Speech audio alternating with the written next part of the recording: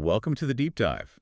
Today we're looking at some really interesting sources you shared. There's an FAQ document and also this personal reflection piece from someone named Dan Hollis. That's right. And they both tackle a topic that's, well, everywhere right now. Weight loss, especially with these new tools, things like semaglutide. Exactly. It feels like everyone's talking about it. But these sources seem to go deeper. They really do. They push past the sort of simple idea of take this, lose weight. It's much more about the underlying process. Okay, so our mission for this deep dive is to really unpack what these sources are saying, to understand the argument about what lasting weight loss and maybe even, fundamental change actually takes, beyond just the medication itself. Right. Let's get into it. I think the first big takeaway, the thing that jumps right out, is that semaglutide, powerful as it might be, it's not the fix.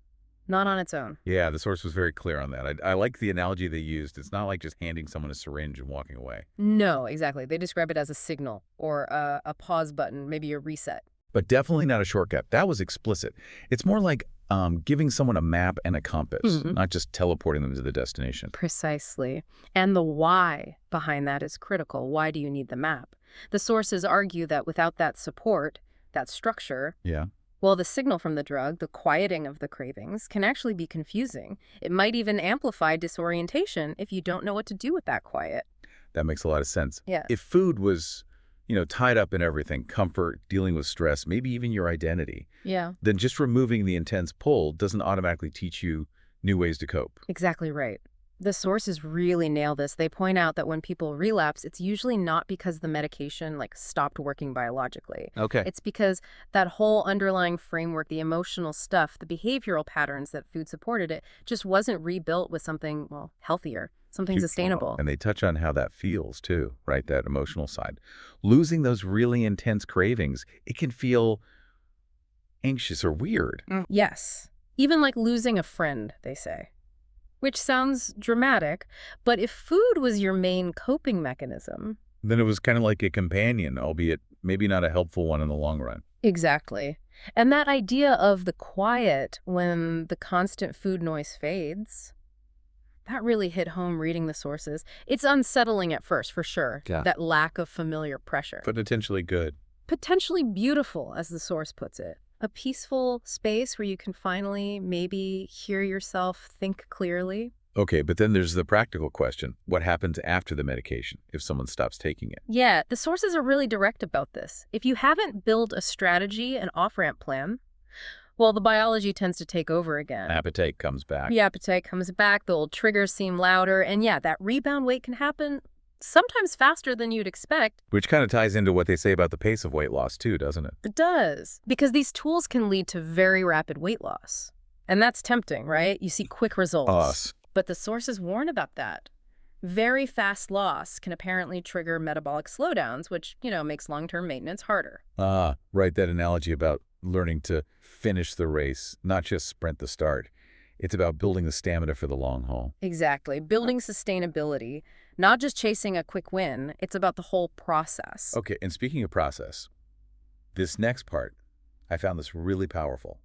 Both sources spend a lot of time on reframing failure. Oh, absolutely. This is, I think, maybe the most profound part of the perspective shared in these documents. The idea that failing, slipping up, doesn't mean you're broken or weak. Right. It's framed as a message or feedback, a data point. An honest conversation with yourself. I like that phrasing. Me too. It shifts everything. Instead of seeing a setback as a total betrayal of your effort, Yeah, feeling like you've blown it completely. the sources say, no, that's just your brain seeking an old familiar pattern, an old rhythm. It's not necessarily malicious. It's just what it knows. So the setbacks themselves aren't the real problem. Not inherently. They're called sacred, actually.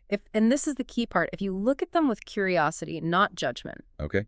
Curiosity instead of self-blame. Right. Because the shame, as they put it, isn't really in the failing. It's in holding on to the idea that you were supposed to be perfect all along. Which nobody is, especially when changing deep-seated habits. Exactly. And this reframing, this is how you build what they call grace. It's not about avoiding stumbles. It's about what you do after you stumble. Reaching for a better tool instead of just beating yourself up. Precisely.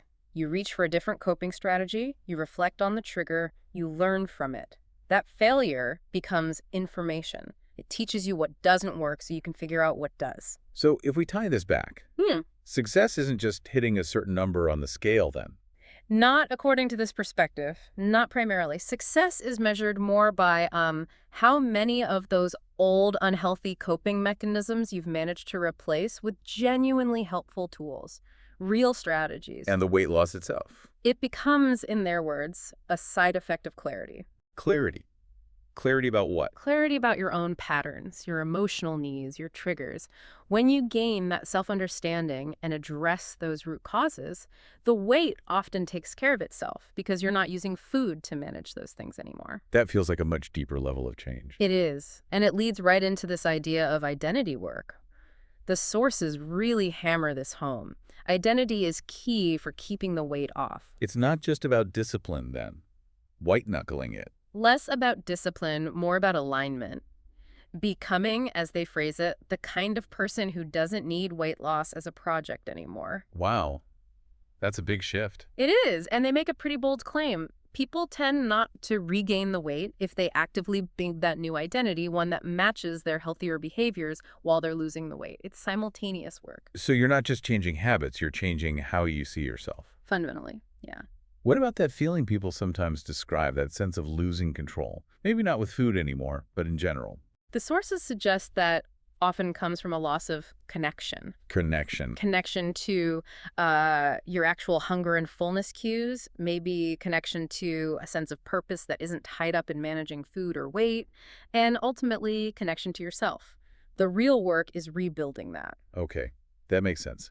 Now, what about the whole cheating argument? You hear that sometimes, that using medication is taking the easy way out, or cheating. Yeah, the sources tackle that head on. They argue pretty forcefully that if your underlying biochemistry is genuinely rigged against you, Making willpower incredibly difficult, almost impossible sometimes. right, then using a scientifically developed tool to help unrig it, well, that isn't cheating. It's adapting. It's using the resources available to level the playing field a bit. It acknowledges that willpower isn't always enough, or maybe isn't even the main factor for everyone. It's not a moral failing. Exactly. Willpower is a tool, but not the only tool, and certainly not a measure of your worth. And you get the sense, reading this, that it comes from a very personal place. The Dan Hollis reflection particularly. Yes. It feels like it comes from someone who lived it, who felt broken, felt the shame, and wanted to build something different so others wouldn't feel so alone in that struggle. It really brings it back to that core idea of learning from failure, doesn't it? And building hope differently. It does. The hope isn't just seeing the scale drop. It's feeling like consistency is actually possible. Like you don't have to start from scratch every single Monday morning. That feeling of sustainable progress. Right. And that quote about learning from failure in public together, it suggests community and shared understanding are part of this too, not hiding the struggles. So wrapping up this deep dive then, the picture that emerges from these sources is pretty clear. Semaglutide, or tools like it, can be incredibly helpful, powerful even. But they absolutely need that map, that context, the support, the strategy, the deep self-understanding. It's not just plug and play. And that lasting change goes way beyond the physical. It's deeply emotional.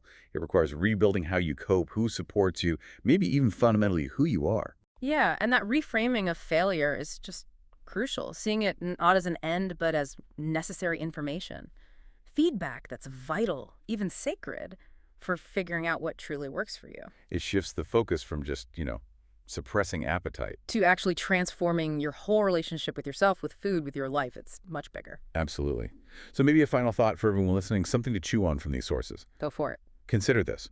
Maybe the hardest part of this journey, if you use a tool like this, isn't actually taking the medication. Maybe the real challenge and the real opportunity lies in figuring out what to do with the quiet. When those old, loud cravings finally fade, what do you choose to build in that newfound silence? What comes next?